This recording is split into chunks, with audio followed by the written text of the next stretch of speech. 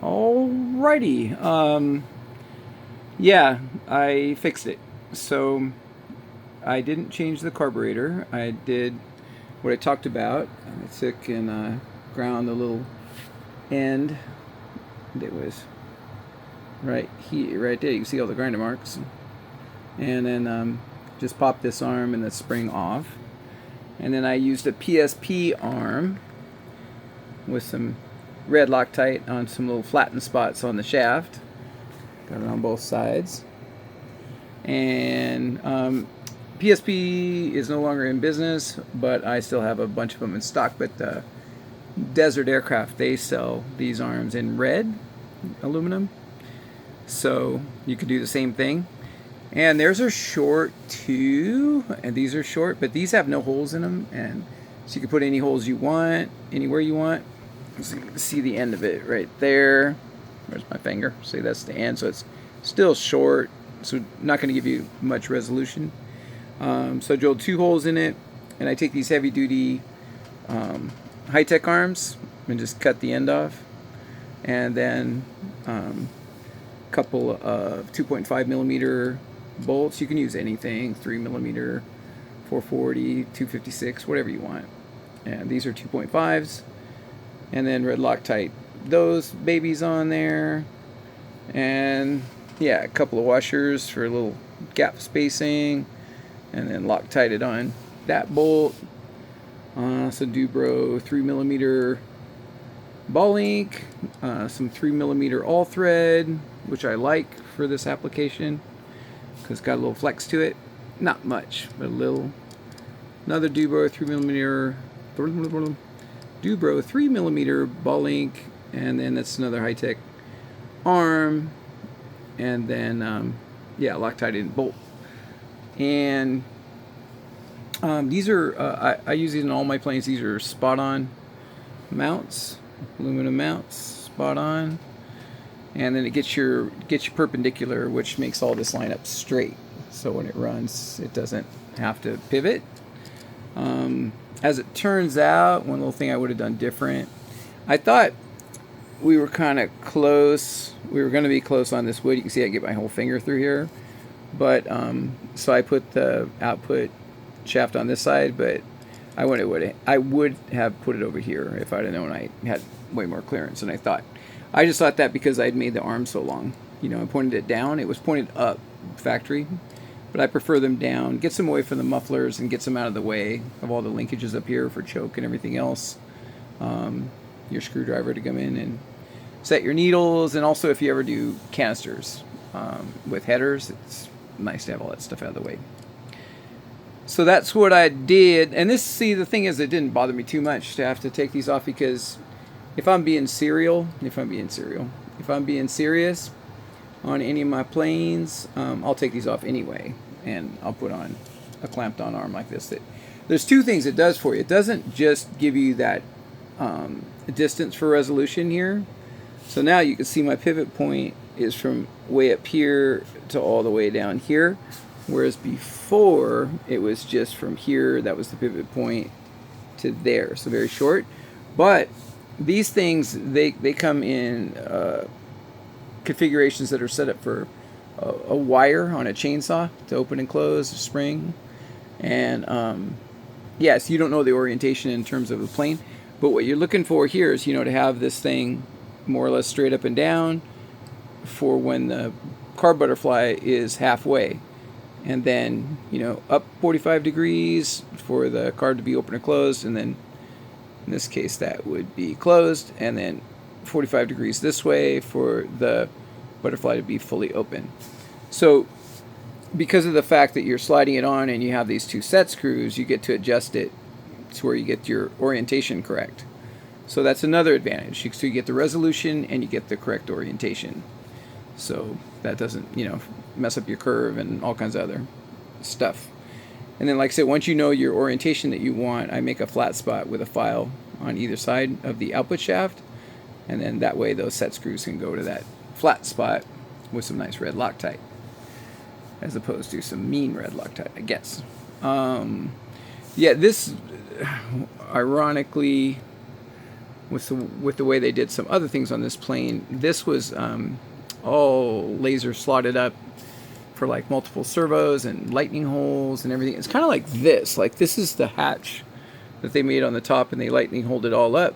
So that's the top of the motor box, and then all the air could get through there. So naturally I got to do the same thing I did here. I got to seal that up because I want the air to go out, not go in the plane.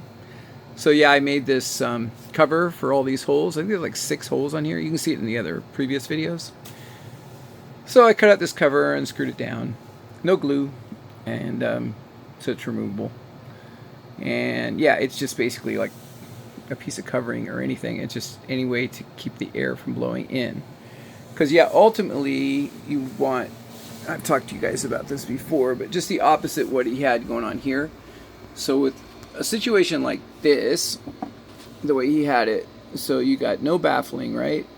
So you got a lot of air coming in the top, you know, coming in through here, and then he's got a real small exit hole.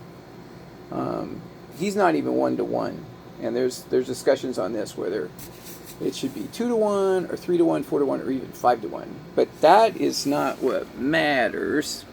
What matters is, like I've shown you recently a few times, and in years past too, that the air that's sitting up on top of this motor, up on this top part of the cow, isn't set up with your air movement in a way that stays static, that's just stuck up there.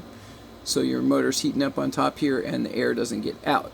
And that, when you don't have the baffle, that's what happens. That all the air comes rushing in, and then it finds its least path of resistance. You know, and this had all the holes in the motor box for it to blow into the fuselage, and then a little air to get out here. So all that air is going to find that area, and then it won't be pulled out from top of the motor. But if on the other hand you make this large, and especially if you put a negative air pressure dam on it, which I'll do on this like I do on all my planes, then the air is going to be drawn, where's my finger? It's going to be drawn out of here like extravagantly. So it'll be pulling. It'll be negative air pressure there. So it'll be pulling hard, and that will get the air off the top of the motor. Then what your baffle does is, instead of the air just getting to escape, with no baffle, the air will escape to that path of least resistance, so it'll go underneath. So the air will go down, the air on top of the motor will sit there and stay hot, other air will all go down and just get sucked right out. So that air is not doing you that much good. That's why you don't see that in full-scale planes. They're all baffled because they need to cool that motor. So when we baffle and we run a baffle on the bottom tight to the motor and the sides tight, then that air can go up above, and that's what we're looking for. And we're still going to baffle the top, but we want the air to have to go through the cylinders. With, in my case, I have most of it going to the top, and then I have my air, my larger hole. I try to go at least 3-to-1 on this area inlet versus my exit, and then my negative air pressure down. So now I got all that fresh cold air going in, some of it going through the bottom of the cylinders, none of it just bouncing off of it and just going out the way that no baffling does for you. But instead I got some of it going through the bottom of the cylinders, cooling the motor much more efficiently than, you know, this does, and then the other more even going over the top, and that air getting drawn out because I've set up a negative air pressure here to where there's a big draw to make sure that air gets out. Yeah, like I say, the worst thing is when you have all this positive air pressure here, because you got so much air coming in and it all just stays here, and then that ensures that the air on top doesn't get drawn down, and that's why your motor, she's hot. So yeah, so I'll do that and tidy this thing up. This will go through my standard method. This will go through grommet, and then I like to do a little Velcro spot. I'll show you. It's like all my, I have a million videos showing how I do this. And then I'll do new Dubro 1/8 inch line. I'll take this off, put a new Dubro line in, then I make like an elongated slot, and then I put a grommet on that, and then I chamfer each side. It's kind of elaborate for the fuel lines, but I just think, hey, why not? So those two things will be done and grommeted, and that will kind of take care of the bottom. I ordered new mufflers already. We'll see. They won't be here for at least until Friday, so maybe I'll wait. Maybe I won't be done with it. I won't wait. Maybe I won't be done with it before the mufflers come. So that'll work out, and the mufflers will be on for the maiden. But if I'm all done with everything, I'll go ahead and run it with the shortened muffler that we got. You know, just to go out and do a little run with the little Billy Barty short muffler. You guys old enough to know Billy Barty? What it's going to do is going to make, you know, one cylinder have more pressure than the other. One's going to run hotter than the other. But he got away with it for 3 flights. I'd probably get away with it for a maiden, you know, if the mufflers don't come. But then otherwise, yeah. If I got a lot on my plate this week. If I don't get around to finishing this and getting the mating in, you know, before the mufflers show up, then next week, we'll go ahead and get the maiden on then. Okay, so all that I did, that's the scenery, beating around the bush. So what we got now, he had, what did we say, like 25 degrees total movement on that servo arm. So we have 90 degrees total movement on that servo arm. If you take that and think of an L from there up, there's that L. So yeah, we got 90. In the radio, we have 100, 100. And that's giving us the stock 45-45, so 90-90.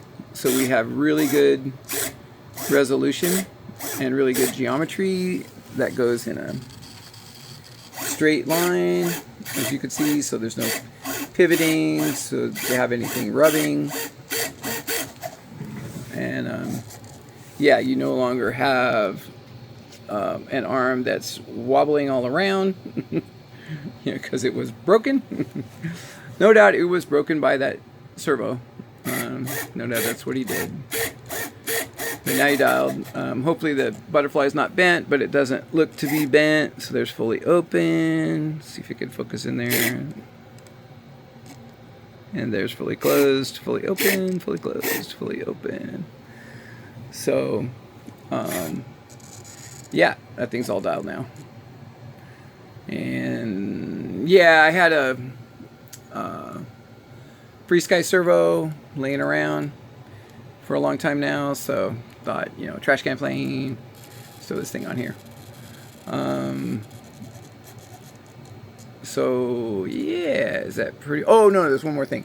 So yeah, this guy, he don't use thread locker. You know, I kind of noticed that all along. I was saying, you know, how the ball link bolts and everything on the whole, everything on the plane that I took apart, the tail wheel, I took everything apart and fixed it. There was never all the machine bolts like backed out super easily and none of them had any Loctite on them. That's been consistent. And then if you did want Loctite or anything that needed fastening, he used epoxy. So you guys saw he had epoxy up the servo arm, and ball link, he had epoxied up on the servo, the throttle servo. That's the only time I've seen him try to, you know, secure a bolt, and he did it with epoxy. But yeah, further proof, and I just was looking, and I was like, well, I was doing all this work on the motor box. You could see the landing gear bolts, and I'm like, I wonder. So those are just, they're like one finger just came right out. They had no Loctite on them, so I Loctited those up. But yeah, that's kind of his MO. Oh, this is some kind of cool. They did like some scale, you know, riveted panels on these fiberglass wheel pants. So kind of cool. They just did little scale things. So I throw that in. But yeah, no Loctite anywhere. But fortunately, now that I've done the landing gear, I think all the bolts on here are mine. except for the motor mount bolts, which he's got nylon lock nuts on the other side. But I always, for 25 years, I Loctite those as well, even though they have nylon. And some guys talk about how the Loctite can eat the nylon, but it doesn't eat the nylon on our nylon locking bolts. I can assure you that for 25 years of doing it, I've never had any of them, and I've removed them all many times. And it's a Loctite that really keeps them bomb-proof. The nylon's nice to have on there for the vibration, but it doesn't get deteriorated. So there's no question about it. Like, I want Loctite on all these nuts and all these nylon lock nuts. I want Loctite on all that stuff, and no question that I've had the experience of nylon only, brand new nylon, never used, and if you don't put Loctite on it, it will back out eventually. Never had that with Loctite. Loctite, it's locked up. That's it. Only time I had Loctite not locked up is on mufflers, which I do not use on mufflers, but I did when I was green. I tried some, and then when the motor heats up, the Loctite heats up. It's just liquid, and then your muffler falls off. So, yeah, other than that, I Loctite, all metal to metal is all Loctited on all my planes, and on this, none of it was. Not the tail wheel, which went into blind nuts, nothing was Loctited on this plane. But now, like I said, with the exception of the engine bolts, I have replaced everything. So I will take those off. I'll take those nuts off too and Loctite those, and then we're pretty good. Yeah, and like I said, I'm repeating myself, but the last thing I'm waiting on is the new set of mufflers, which, yeah, if I'm ready and in the mood, I will maiden it without and then put them on after. I think we're over the hump at this point. It shouldn't be long now. A couple hours to tidy it up. Like I said, you would, put some new fuel line through a grommet and put this extension. I just ran it through to set it up with the receiver, but I'll pull it back out of there and then run it through a grommet through that floor as well on the motor box. And then I just have to do put the plumbing in the tank, in the existing tank, just redo the plumbing. Half of that will be done just when I put this new line on and stuff it through. And I think, strap on the batteries. Which I already got the pink mounts. That pink you can see right there. This the foam mounts for those ready. So yeah, I think we're over the hump. Down to a couple. Well, no, I'm wrong. It's gonna be a couple more hours on this cowl. So I'll show you when I'm done with that. I'll make another video. But yeah, I'll baffle this. Increase the size of that exhaust opening dramatically and put a negative air pressure dam on there, and then I'll show that to you guys, and that'll be the last video for the maintenance. So that's gonna be 3 or 4 hours. So yeah, I still got 8 hours on this thing. This ready to fly plane that I got. Still don't have much in it. Had all these servos were just laying around.